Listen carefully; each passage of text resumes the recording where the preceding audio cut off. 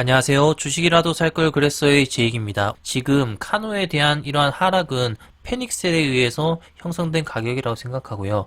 언론에서 카노에 대해서 너무나도 부정적인 뷰로 보는 것 같은데요. 저만의 그 반박 논리에 대해서 알아보고 카노는 2보 전진을 위한 1보의 후퇴다라고 말씀드리겠습니다. 영상을 끝까지 보시면은 카노에 대한 펀더멘탈 개선 그리고 새로운 도약에 대해서 아실 수 있을 것입니다. 구독과 좋아요는 저에게 큰 힘이 됩니다. 꼭 부탁드리겠습니다.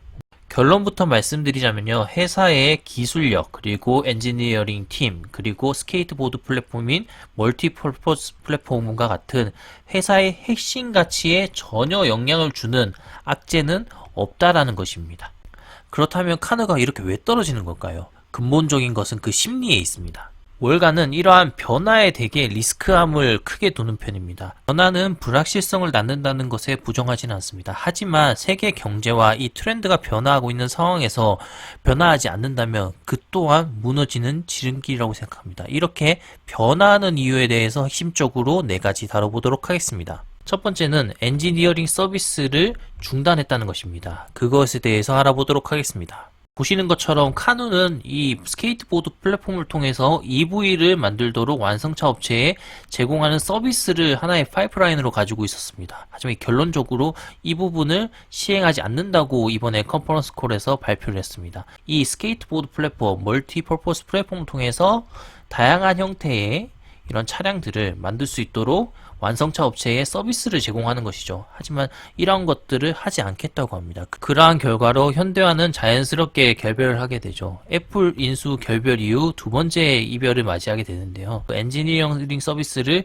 칸드한테 제공하려고 했으나 그것이 불발되게 되면서 투자자들에게서는 하나의 안정적인 포인트를 잃었다고 이야기하는 것 같습니다. 그 엔지니어링 서비스의 포기는 확연하게 우리에게 다가옵니다. 단기적인 수익성이 사라지는 것이죠. 보시는 것처럼 카누가 발표한 이 발표 자료에서 이 엔지니어링 서비스 B2B의 항목에서 21년도, 22년도에 대한 매출 추정치는 낮아져야 될 것입니다. 이 부분의 사업을 거의 접는 것으로 봐야 되기 때문에 이 수익은 단기간에 이제 발생되지 않는 것이죠. 그리고 현금 흐름 측면에서는 분명한 악재입니다. 하지만 이렇게 하는 분명한 이유는 있습니다. 이 카누 같은 경우에는 이 스케이트보드 플랫폼의 기술력이 최고인 기업이죠. 이 기술력 뱀의 시처인 스타트업이 기술 보호에서는 가장 중요한 문제가 아닐 수 없습니다. 샤오퐁 같은 경우에는 테슬라의 이러한 기술을 탈취했다라는 이러한 소송들이 진행되고 있는데 카누의 경우에 이러한 기술력을 뺏기게 되면은 그 근본이 없어지는 것이기 때문에 생존에 되게 직결되게 됩니다. 그렇기 때문에 이런 위험성을 제거하는 측면에서는 올바른 판단이라고 저는 생각을 합니다. 다음 두 번째, 구독 모델 서비스에 대한 변화입니다. 사실 카누의 경우에서는 이 구독 모델이 되게 주목받는 하나의 서비스 파이프라인이었습니다.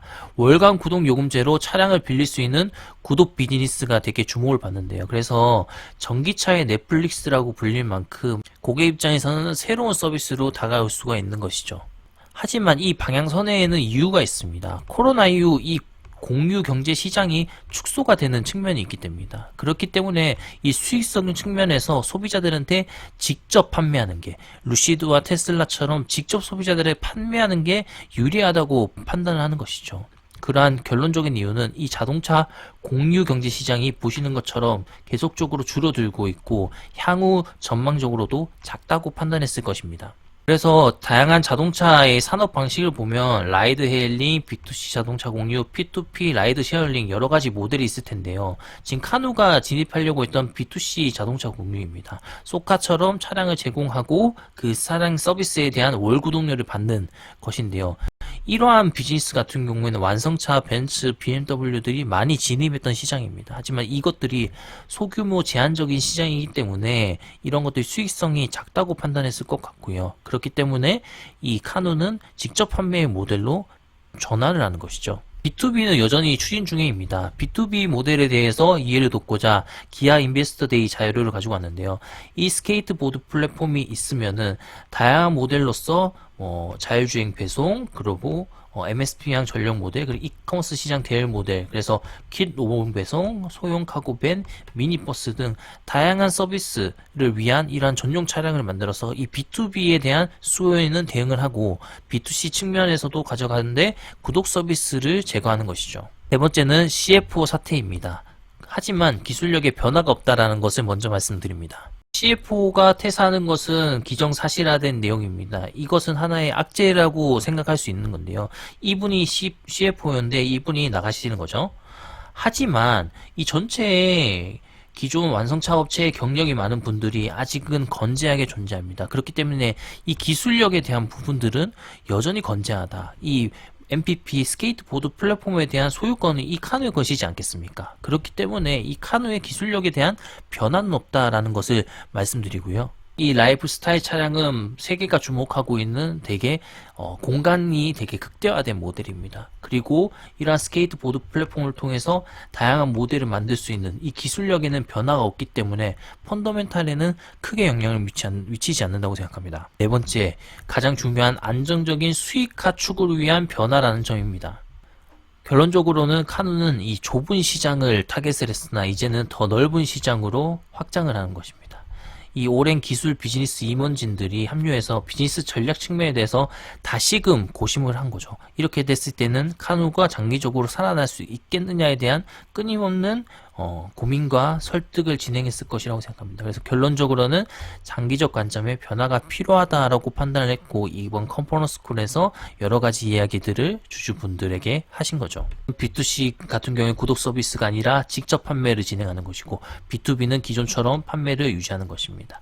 그래서 지금 B2B를 원래는 이제 카누가 타겟을 했으나 B2C는 구독 서비스로 노렸던 겁니다. 하지만 구독 서비스는 코로나 이후에 그 파이가 줄어들고 있고 수익성이 약한 부분이 있습니다. 그렇기 때문에 이 직접 판매 시장까지 노린다면은 카누가 더 큰 시장으로 진입을 하는 것입니다. 카누는 스케이트보드 플랫폼이라는 아주 기술력이 가지고 있는 실체가 있기 때문에 그것을 통해서 더 큰 시장으로 나가고 있기 때문에 저는 이 단기적으로 여러 가지 불안 요인을 가지고 올 수 있으나 더 큰 시장으로 가는 것에 있어서 큰 점수를 주고 싶습니다. 사업의 세 가지 파이프라인 중에 엔지니어링 서비스는 없어지게 되는 거고 B2C는 구독 모델에서 직접 판매, B2B는 기존과 같이 유지가 되는 것입니다. 이러한 변화들은 앞서 말씀드린 것처럼 여러 가지 불안 요소들은 알 수 있으나 장기적인 관점에서 카누 주주로서 큰 성장을 하는 하나의 밑거름이라고 생각이 됩니다. 그럼 이어서 이러한 카누에 대한 목표가를 마지막으로 알아보도록 하겠습니다. 그럼 카누의 평균 목표 주가는 15불입니다. 현재 대비해서 거의 한 66%의 업사이드가 있고요. 현재 바이 의견 하나와 홀드 의견 하나가 있습니다. 이처럼 카누에 대한 이 전문가들의 평가도 나쁘지 않다고 생각이 되고요.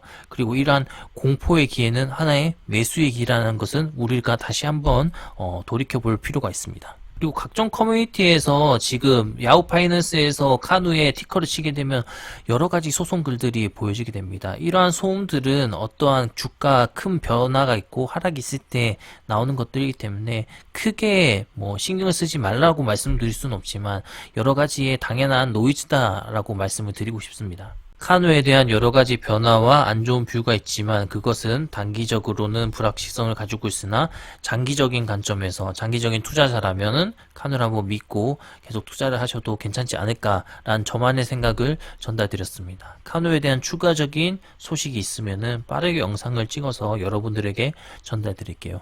오늘 하루도 고생하셨습니다. 감사합니다.